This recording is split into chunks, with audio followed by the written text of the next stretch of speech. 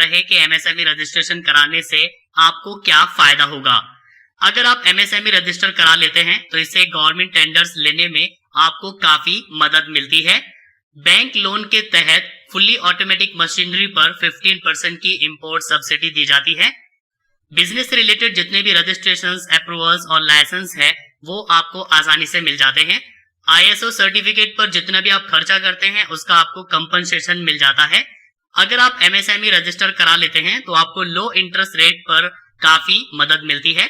अगर आपको बैंक से कोई लोन लेना है तो एमएसएमई रजिस्ट्रेशन के साथ आपको काफी लो इंटरेस्ट रेट देना होता है। रजिस्टर्ड एमएसएमई को टैरिफ सब्सिडीज, टैक्स और कैपिटल सब्सिडीज मिलती है। इसके अलावा डायरेक्ट टैक्स लॉ के अंडर भी काफी एग्जेम्पशन मिलता है। यहाँ इंपॉर्टेंट पर क्लिक करेंगे तो आप देख सकते हैं कि एमएसएमई के अंडर कौन कौन से इंटरप्राइजेस आते हैं।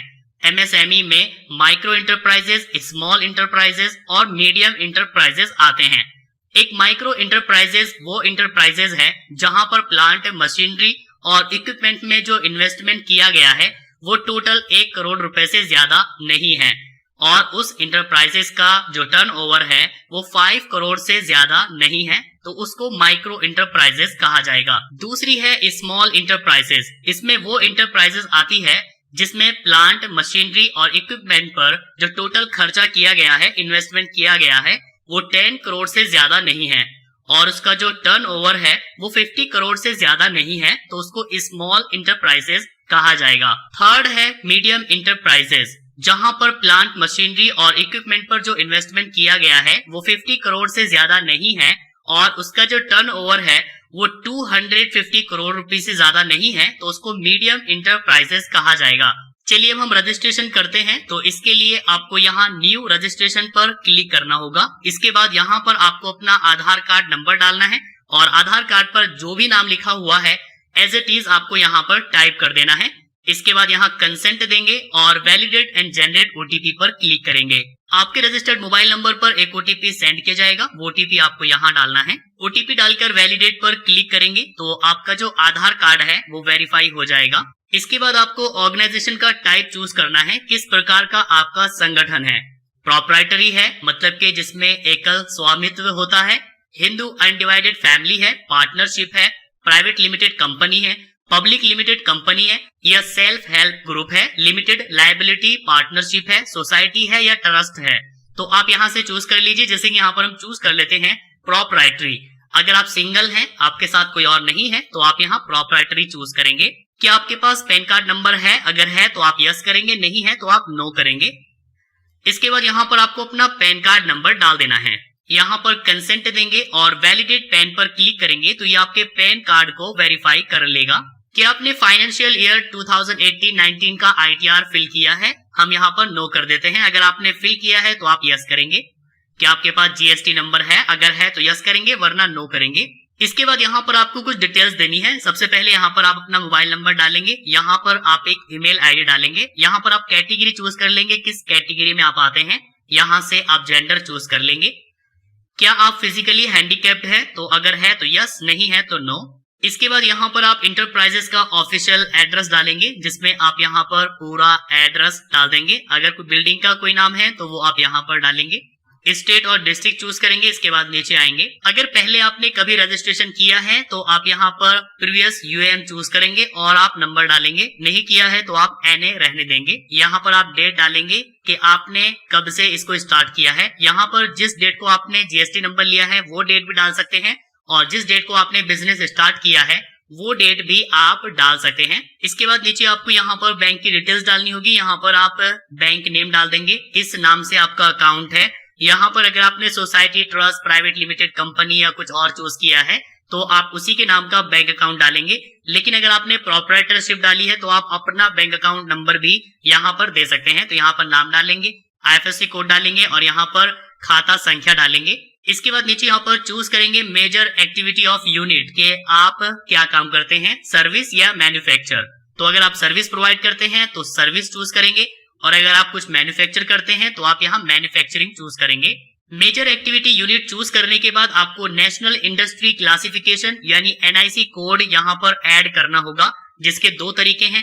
पहला तरीका तो ये है कि जो भी सर्विस आप प्रोवाइड करते हैं आप यहाँ पर टाइप करेंगे। जैसे कि यहाँ पर मैं डाल देता हूँ पोस्टल, तो यहाँ पर पोस्टल एक्टिविटीज आ गई है, इसको मैं चूज कर लेता हूँ। तो यहाँ से मैं चूज कर लूंगा पोस्टल एक्टिविटीज और ऐड एक्टिविटी पर क्लिक करूंगा तो आप देखिए यहाँ पर NIC कोड ऐड हो चुका है। दूसरा तरीका भी मैं आपको दिखा देता हूँ, इसको मैं कट कर देता हूँ। दूसरा तरीका ये है कि यहाँ पर आप चूज करेंगे आप मैन्युफैक्चर करते हैं या सर्विस देते हैं। इसके बाद यहाँ पर आप चूज कर लेंगे किस तरह की सर्विस आप देते हैं। जैसे कि यहाँ पर मैं postal and courier activities choose कर लेता हूँ। इसके बाद यहाँ पर चूज करेंगे पोस्टल या कुरियर और इसके बाद यहाँ पर चूज कर लेंगे कुरियर एक्टिविटीज और ऐड पर क्लिक करेंगे तो आप देखिए यहाँ पर ये ऐड हो गया है। तो इस तरह से यहाँ पर आप टोटल 3 कोड्स ऐड कर सकते हैं, जैसे कि एक हमने यहाँ पर ऐड कर दिया है। अब जैसे कि मुझे पोस्टल भी ऐड करना है तो यहाँ पर मैं सर्च करूंगा पोस्टल एक्टिविटीज आ गया है और यहाँ पर मैं चूज कर लूंगा पोस्टल एक्टिविटीज। ऐड पर क्लिक करेंगे, देखिए ये भी यहाँ पर ऐड हो गया है। तो आप जो भी मैन्युफैक्चर करते हैं या सर्विस देते हैं या तो आप यहाँ पर सर्च करेंगे या आप यहाँ से चूज कर लेंगे सर्विस या मैन्युफैक्चर और फिर यहाँ आप लिस्ट से चूज कर सकते हैं। इस तरीके से यहाँ पर 4 डिजिट चूज करेंगे और यहाँ पर 5 डिजिट, इसके बाद ऐड कर देंगे तो यहाँ पर ऐड हो जाएगा। तो टोटल आपको 3 यहाँ पर ऐड कर देना है। इसके बाद नीचे आएंगे नंबर ऑफ पर्सन एम्प्लॉयड, आपकी जो कंपनी है या जो भी आपका बिजनेस है कितने लोग उसमें काम करते हैं। जैसे कि मेल कितने हैं, फॉर एग्जांपल मैं डाल देता हूं 0, फीमेल कितने हैं 1, तो यहाँ पर टोटल ऑटोमेटिकली आ जाएगा। इसके बाद नीचे यहाँ पर आपको प्लांट मशीनरी और इक्विपमेंट पर आपने जितना भी इन्वेस्टमेंट किया है उसकी डिटेल्स डालनी है। 31 मार्च से पिछले साल आपने कितना टोटल इन्वेस्ट किया है यहाँ पर आप डालेंगे। पॉल्यूशन कंट्रोल, रिसर्च डेवलपमेंट और इंडस्ट्री सेफ्टी डिवाइस पर आपने कितना खर्च किया है यहाँ पर डालेंगे तो टोटल यहाँ ऑटोमेटिकली आ जाएगा। इसके बाद यहाँ पर आपको डालना होगा टर्नओवर। ऊपर यहाँ पर आप डालेंगे आपने कितना इन्वेस्ट किया है और नीचे यहाँ पर आप डालेंगे टर्नओवर कि टोटल आपका टर्नओवर कितना है। टर्नओवर में भी एक टोटल टर्नओवर है और एक है एक्सपोर्ट टर्नओवर, ये आप दोनों यहाँ पर डालेंगे तो यहाँ पर नेट टर्नओवर आपके सामने आ जाएगा।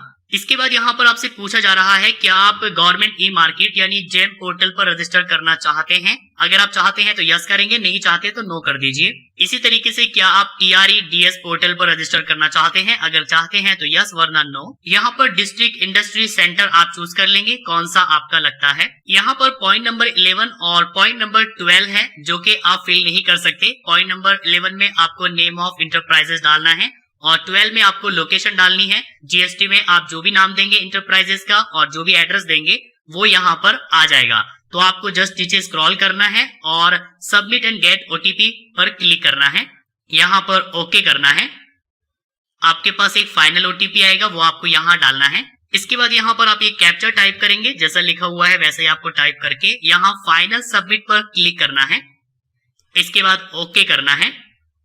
यहाँ पर देखिए सक्सेसफुली सबमिट हो चुका है और आपको एक रजिस्ट्रेशन नंबर भी दे दिया गया है। आप इसको कॉपी कर लीजिए और ओके कर दीजिए। आप अगर चाहे तो प्रिंट पर क्लिक करके इसको प्रिंट कर सकते हैं रेफरेंस के लिए। चलिए हम सेव कर लेते हैं PDF में।